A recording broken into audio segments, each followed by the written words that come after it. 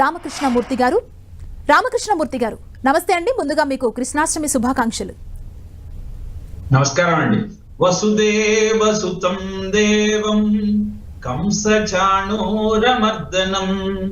దేవకీ పరమానందం కృష్ణం వందే జగద్గురుం.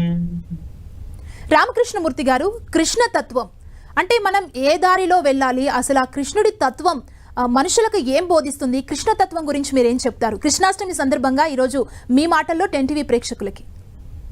కృష్ణుని యొక్క జన్మ వృత్తాంతాన్ని మనం పరిశీలించినట్టయితే శ్రావణ బహుళ అష్టమి నాడు జన్మించిన ఆ ముహూర్తమే మనకు ఒక అద్భుతమైన సత్యాన్ని బోధిస్తుంది. అమ్మ, శ్రావణ మాసంలో ఎందుకు జన్మించాడు అంటే, శ్రవణం అంటే వినమని అర్థం. కలో స్మరణాన్ముక్తి. నువ్వు ఆ కృష్ణ నామాన్ని వింటూ స్మరిస్తూ ఉంటే చాలు నీకు ముక్తి దొరుకుతుంది అని చెప్పటం కోసం శ్రావణ మాసాన్ని ఎంచుకున్న ఆ పరమాత్మ యదుకులంలో జన్మించాడు. ఏమిటి కారణం అంటే, శీలము గల యదుకులమున ఏలా పుట్టెను మహాత్ముడీశుడు విష్ణుండు ఏ లీల వెలిగే ఏ ఏ వేళల ఏమేమి చేసే వివరింపదగన్ అంటాడు పరీక్షిత్తు శుకుడితో. మనకు అది అర్థమైతే, నిత్యం ఆవులతో ఉంటూ ఎలాంటి అన్యాయపు ఆలోచన లేకుండా ఆవు నుంచి వచ్చేటువంటి సమస్తమైనటువంటి ఔషధాల లాంటి పదార్థాలన్నింటినీ స్వీకరిస్తూ పునీతం చేసుకున్న ప్రజలలాగా నువ్వు ఆవును సంరక్షిస్తూ ఆనందంగా జీవితం గడపమని, ప్రకృతిని కాపాడమని కృష్ణ తత్వం మనకు బోధిస్తోంది. రోహిణి నక్షత్రం నాడు జన్మించి, రోహిణి అంటే చంద్రుడికి ఉన్న 27 మంది భార్యలలో రోహిణి నక్షత్రం అంటే చాలా ప్రీతి.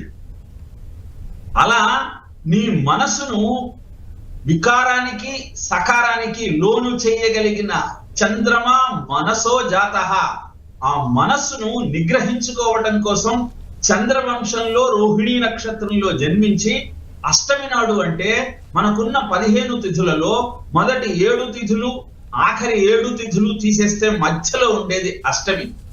ఇప్పటిదాకా నీ జీవితాన్ని నువ్వు ఎలా గడిపినా పర్వాలేదు, కనీసం కృష్ణాష్టమి నాడైనా ఆ కృష్ణుని తత్వాన్ని గుర్తించి, శ్రావణ బహుళ అష్టమి నాడు నేను జన్మించిన తరువాత వసుదేవుడు నన్ను గుండెలకు హత్తుకొని యమునా నదిని దాటి గోకులంలోకి ప్రవేశించగలిగాడు.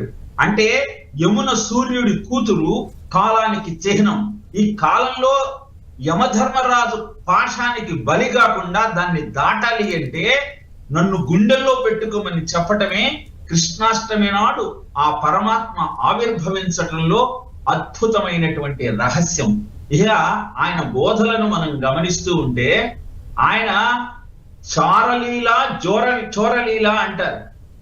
ఆయన దగ్గరకి ఒక గోపిక వచ్చి, నాకు పుత్ర సంతానం కలగటం లేదు, సంతానమే లేదు అంటే, కొడుకులు లేరని ఒక సతి కడు వగవగ తన్ను మగనిగా గైకొని నన్ను కొడుకు గల్లుగద్దరని చెప్పే వినుము శిశువుల మాటలే తల్లి అంటుంది ఆ గోపిక యశోదకు కంప్లైంట్ చేస్తూ. ఏమిటి దీంట్లో అర్థం? నన్ను భర్తగా స్వీకరిస్తే నీకు కొడుకులు కలుగుతారు అని కృష్ణుడు చెప్పటంలోని ఆంతర్యం ఏమిటంటే, ఏతు సర్వాణి కర్మాణి మయి సన్యస్య మత్పరాహ అనన్యే నైవ యోగేన మాం ధ్యాయంత ఉపాసతే తేషామహం సముద్ధత్త మృత్యు సంసార సాగరాత్ అన్న భగవద్గీతలోని వాక్యానికి, ఆ సిద్ధాంతానికి దృష్టాంతమే ఈ లీల. నన్ను నమ్ముకొని కర్మలనన్నింటినీ నాయందు సన్యసించి నువ్వు జీవితాన్ని గడపగలిగితే నీకు ఏ కష్టము రాదని కృష్ణుడు ఆ లీల ద్వారా ప్రకటించాడు.